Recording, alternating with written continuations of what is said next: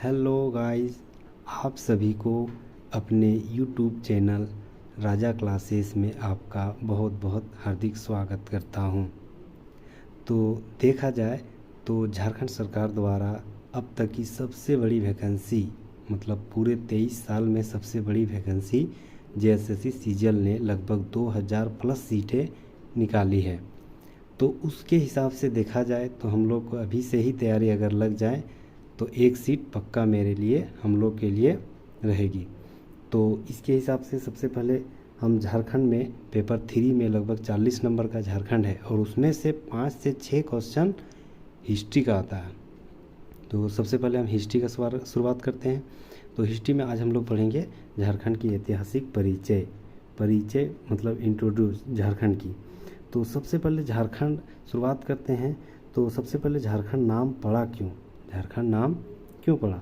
तो झार मतलब झाड़ी, वन, और खंड मतलब ज़मीन का टुकड़ा। ठीक है, तो क्या हुआ, इसका नाम पड़ा झाड़ी और वन की बहुलता के कारण झारखंड कहा गया। मतलब झार झाड़ी और खंड मतलब ज़मीन का टुकड़ा, झाड़ियों का एक क्षेत्र जिसे झारखंड कहा गया। अब देखा जाए तो विभिन्न कालों में झारखंड प्रदेश में विभिन्न नाम से जाना जाता था। अचानक झारखंड नहीं पड़ा, इससे पहले इस क्षेत्र को, इस ज़मीन के टुकड़े को अलग अलग नाम से जाना जाता था। तो ऐतिहासिक समय में क्या क्या नाम था, तो वही आज हम लोग पढ़ेंगे। तो सबसे पहले है, एक साइड काल है, एक साइड है नामकरण। उस काल में इस झारखंड की क्या नाम से बोला जाता था? झारखंड तो अभी पड़ा, लेकिन उससे पहले इस क्षेत्र को क्या कहा जाता था? तो सबसे पहले अगर शुरुआत, ये क्वेश्चन पूछा जाता है कि पुंडरीक या पुंड्र या पुंड मतलब ये देश, ये प्रदेश सबसे पहले झारखंड में किस काल में कहा गया है? तो ऐत्रेय में कहा गया है। मतलब ऐत्रेय ब्राह्मण में झारखंड को पुंड या पुंड्र कहा गया है। ठीक है, उसी तरह ऋग्वेद में कीकट प्रदेश,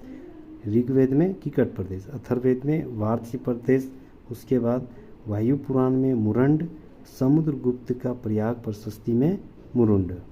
ठीक है, यहाँ ध्यान देना, वायु पुराण में मुरंड और समुद्रगुप्त के प्रयाग प्रशस्ति में मुरुंड कहा गया है, अंतर है दोनों में। उसके बाद विष्णु पुराण में मुंड, विष्णु पुराण में क्या कहा गया है? मुंड। भागवत पुराण में कीकट, कहा गया है। उसके बाद देखें तो महाभारत में पुंडरीक प्रदेश कहा गया है झारखंड को, ये सवाल पूछा गया है। महाभारत में क्या गया है? पुंडरीक प्रदेश। और भी नाम है जैसे पशुभूमि, कर्कखंड क्यों कहा गया? क्योंकि मतलब कहा जाता था कि उस टाइम जैसे कर्क रेखा मतलब गुजरता है झारखंड से, तो हालांकि उस टाइम तो पता नहीं था, लेकिन विद्वानों का कहा गया है। तो कर्कखंड और अर्कखंड, ये सब तो याद रह जाएगा। कर्कखंड अर्कखंड कहाँ गया है? महाभारत में। उसके बाद पूर्व मध्यकालीन संस्कृत में कलिंद देश कहा गया है, कलिंद देश। ठीक है, आगे देखते हैं। तो याद रखना है 13वीं सदी के ताम्रपत्र और तारीख फिरोजशाही, तारीख बंगला, सियारुल मुख्तरीन, कबीर के दोहे, जायसी द्वारा, अकबरनामा, नरसिंह देव द्वितीय, ये सभी में झारखंड को झारखंड ही कहा है। क्योंकि अच्छा देखा जाए तो 13वीं सदी के बाद से है, मतलब झारखंड का नामकरण कब से हुआ? लगभग 12वीं 13वीं के बाद ही हुआ। और यहाँ मुगल काल, यहाँ मतलब मिडाइवल में हुआ। तो इस टाइम हम लोग को जैसे तारीख फिरोजशाही, तारीख बंगला, मुख्तरीन, कबीर के दोहे, सब 12वीं 13वीं सदी के बाद का ही ये सब काल है। अकबरनामा, ये सब नरसिंह देव द्वितीय, ये सब 12वीं 13वीं के काल के ही बाद है। तो इस 12वीं 13वीं सदी के बाद से ही झारखंड का झारखंड नाम कहा गया। ठीक है, अब आगे देखते हैं जैसे आईने अकबरी क्या झारखंड में क्या कहा? कोकरा। आईने अकबरी में कोकरा या खकरा। कौटिल्य के अर्थशास्त्र में कुक्कुट या कुक्कुट देश कहा है। कौटिल्य के अर्थशास्त्र में कुक्कुट या कुक्कुट देश। टॉलमी में मुंडल कहा है। फाहियान में कुक्कुट लाड कहा है। हेनसांग ने की लो ना सु काला ना या कर्ण स्वर्ण कहा है। इस तो याद हो जाएगा, हेनसांग ने की लो ना सु काला ना या कर्ण स्वर्ण। मुगल काल में क्या कहा है? खुखरा, कुकरा।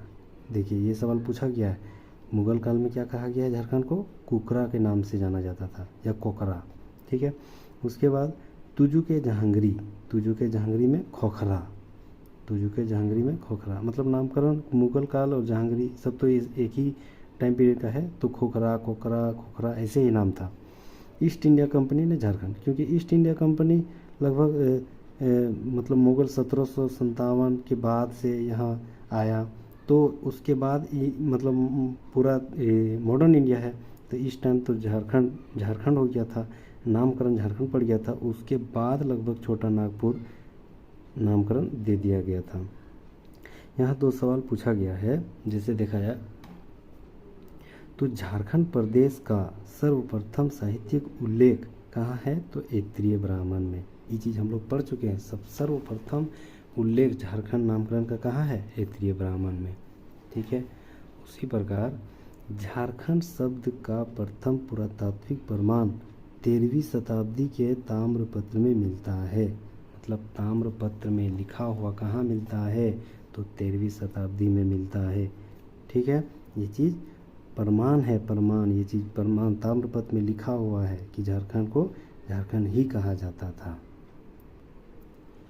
आगे देखते हैं तो लिखा हुआ है कि प्राचीन काल में गुप्त शासकों एवं गौड़ शासक, गुप्त शासक और गौड़ शासक, शशांक ने झारखंड क्षेत्र में सर्वाधिक समय तक शासन किया। सबसे ज़्यादा किसने झारखंड क्षेत्र में शासन किया है? शशांक ने, प्राचीन काल में, अभी नहीं, प्राचीन काल में। अगला, मध्यकाल में झारखंड में क्षेत्रीय राजवंशों का शासन रहा। मध्यकाल में कौन यहाँ ज़्यादातर शासन किया? क्षेत्रीय राजवंश ने। प्राचीन काल था शशांक और मध्यकाल में क्षेत्रीय राजवंश। हैंसांग ने झारखंड राजमहल क्षेत्र के लिए कीचिंग काइलो तथा इसके पहाड़ी क्षेत्र में दामिनी कोह का प्रयोग किया था। हैंसांग क्षेत्र में राजमहल क्षेत्र को क्या कहा? कीचिंग काइलो, और इसके पहाड़ी क्षेत्र को दामिनी कोह शब्द से पुकारा था। किसने? हैंसांग ने। कीचिंग काइलो राजमहल क्षेत्र को और इसके पहाड़ी को दामिनी कोह। कैप्टन टैनर के सर्वेक्षण के आधार पर 1824 ईस्वी में दामिनी कोह की स्थापना की थी। कैप्टन टैनर के अनुसार, टैनर के सर्वेक्षण के अनुसार 1824 में यही हैंसांग जो राजमहल क्षेत्र के पहाड़ी क्षेत्र को दामिनी कोह कहा था, उसी दामिनी कोह की मतलब सर्वेक्षण किया था। सर्वेक्षण मतलब एक बार देखभाल। तो कैप्टन टैनर के अनुसार सर्वेक्षण कब किया था? 1824 में। ये सब सवाल पूछा गया है। अगला है, प्राचीन काल में संथाल परगना क्षेत्र को नरीखंड तथा बाद में कांकजोल के नाम से संबोधित किया गया। प्राचीन काल में संथाल परगना क्षेत्र को नरीखंड तथा बाद में कांकजोल नाम से संबोधित किया गया। ठीक है, नरीखंड कांकजोल कब? प्राचीन काल में संथाल परगना क्षेत्र को कहा गया। अगला है, 1833 ईस्वी में दक्षिण पश्चिम फ्रंटियर एजेंसी की स्थापना के बाद इस एजेंसी का मुख्यालय विल्किंसनगंज या किशुनपुर, एक ही जगह का नाम है, विल्किंसनगंज या किशुनपुर के नाम से जाना जाता था, जिसे बाद में रांची के नाम से जाना गया। मतलब रांची को पहले क्या कहा जाता था? किशुनपुर या विल्किंसनगंज। ठीक है, और यहीं पर क्या था? दक्षिण पश्चिम फ्रंटियर एजेंसी का हेडक्वार्टर था, और इसकी स्थापना कब हुई थी? 1831 में। ठीक है, आगे देखते हैं। अगला है, झारखंड में आदिवासियों का प्रवेश। मतलब झारखंड प्रदेश में, झारखंड क्षेत्र में सबसे पहले यहाँ मानव जो आया, तो कौन आया, कौन सी जनजाति आया, कौन से आदमी आया, उसके बारे में बताया गया। तो कहा जाता है कि सबसे पुरानी मतलब यहाँ अगर कोई आया है जाति तो असुर था, असुर जनजाति, याद रखना असुर। ये सवाल हर बार पूछा जाता है कि झारखंड की सबसे पुरानी जनजाति कौन थे? तो असुर। ठीक है, असुर के बारे में महत्वपूर्ण बातें क्या है कि झारखंड में प्राचीनतम जनजाति है, प्राचीनतम सबसे पुरानी यही है। और किस क्षेत्र में आए थे? रांची, लोहरदगा और गुमला। ठीक है, रांची, और लोहरदगा गुमला पश्चिमी साइड, पश्चिमी झारखंड में। अगला है असुर के बाद आया बिरजिया, बिरहोर, खड़िया। असुर के बाद कौन आया? बिरजिया, बिरहोर, खड़िया।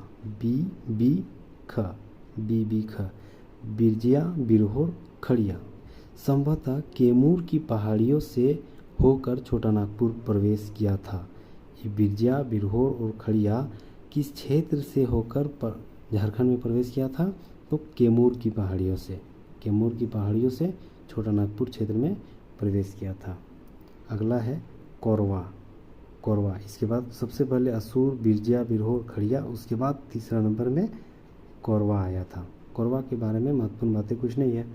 अगला है मुंडा उरांव। देखिए मुंडा उरांव इतना के बाद आया है, लगभग 5-6 जनजाति के बाद ही मुंडा उरांव आया, मुंडा उरांव हो। ठीक है, तो मुंडा उरांव हो उसके बाद आया। तो इसकी खास बात क्या है? तो मुंडाओं ने नागवंश की स्थापना की योगदान दिया था। आगे हम लोग पढ़ेंगे नागवंश की स्थापना क्या कैसे हुआ था, उसका राजवंश कैसा चल रहा था। बहुत ही अच्छी कहानी है, इसके वीडियो हम बनाएंगे, आगे देखते रहिएगा। तो सबसे पहले देखते हैं कि मुंडा उरांव हो, सबका काल इसी टाइम है। तो मुंडाओं ने यहाँ आकर नागवंश की स्थापना किया था। उरांव झारखंड में राजमहल और पलामू नामक 2 शाखाओं में बसे थे।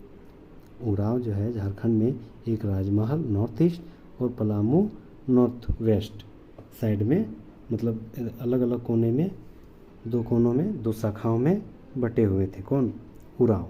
और मुंडा क्या था? नागवंशी शासक, यहाँ स्थापना किया था। अगला है चेरो, खरवार और संथाल। चेरो, खरवार और संथाल।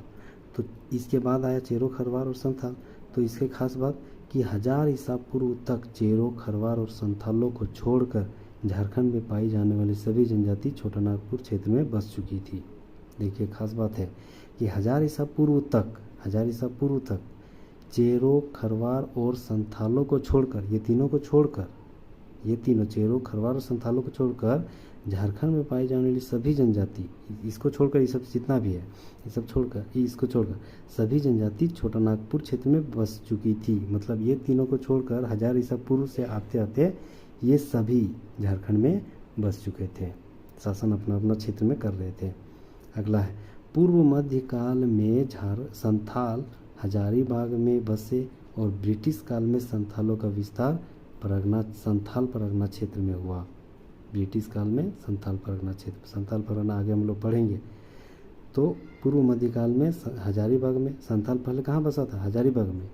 और ब्रिटिश काल आते आते संथाल परगना क्षेत्र इसका विस्तार हो गया, पूरा क्षेत्र ही बन गया। ठीक है, आगे है वैदिक साहित्य में झारखंड की जनजातियों के लिए असुर शब्द का प्रयोग किया गया है। वैदिक साहित्य में झारखंड की जनजातियों के लिए असुर शब्द का प्रयोग किया गया है। वेदों में असुरों की वीरता और कर्तव्य का उल्लेख किया गया है। वेद में असुरों को वीरता, कर्तव्य मतलब साहसी और ऐसे शब्द का उल्लेख किया गया है असुरों के बारे में। ऋग्वेद में असुरों को लिंग पूजक या शिशुनों का देव कहा है। ये सब पूछा गया सवाल, वेरी वेरी इंपॉर्टेंट, ये सब वन लाइनर क्वेश्चन है कि ऋग्वेद में असुरों को क्या कहा गया है? तो लिंग पूजक या शिशुनों का देव। ठीक है, इतिहासकार बुकानन ने बनारस से वीरभूम तक पठारी क्षेत्र को झारखंड के रूप में वर्णित किया था। इतिहासकार बुकानन ने क्या कहा कि झारखंड क्षेत्र कहाँ से कहाँ तक है? तो ये अपना क्षेत्र बताया था, लगभग बनारस से वीरभूम तक। ठीक है, किसने कहा था? बुकानन ने, बनारस से वीरभूम तक। अगला है महाभारत काल में झारखंड बृहदत्त वंशी सम्राट जरासंध के अधिकार क्षेत्र में था। महाभारत काल में झारखंड किसके अधिकार क्षेत्र में था? तो बृहदत्त वंशी सम्राट जरासंध के अधिकार क्षेत्र में था यह झारखंड क्षेत्र। अगला है जनजातियों की अधिकता के कारण झारखंड को कर्कखंड भी कहा जाता है। जनजाति बहुत ज़्यादा है, इसीलिए कर्कखंड भी कहा जाता है। आजकल के देवता बोल देते कि कर्क रेखा गुजरने के कारण ये कर्कखंड कहा गया, लेकिन ऐसा हमें लगता है कि ऐसा नहीं है, क्योंकि उस टाइम इतना विद्वान आदमी साइंस तो था नहीं कि कर्क रेखा मकर रेखा किसको कहा जाता है, किधर किधर से गुजरता है, उस टाइम नहीं था।